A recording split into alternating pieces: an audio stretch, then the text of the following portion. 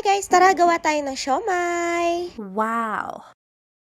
Gagamitin natin ay porky giniling, dapat pinong-pino, and of course, lalagyan natin ng shrimpy, onion and garlic.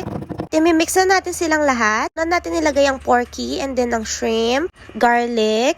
Maganda sana white onion pero red lang meron kami. Siyempre, dalawang betlog. Meron tayong peppa and salty. At madaming onion leeks. Mix mo na yan, malinis ang kamay ko. Pag okay na ang lahat, ilagay na natin siya sa ating pangbalot. Siyempre, hindi ako yung nagbalot kasi hindi ako marunong. Hey. At ito nga pala ang ginamit namin na wrapper. Tapos na.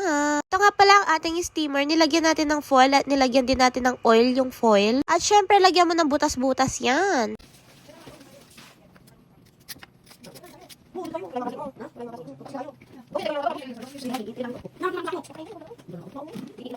At habang nilalagay nga natin dito sa ating steamer ang ating mga siomay, pakulo na tayo ng tubig para ilalagay na lang. And wait for 20 minutes. Charan! At ito na nga, meron na tayong pang ulam at pang merienda.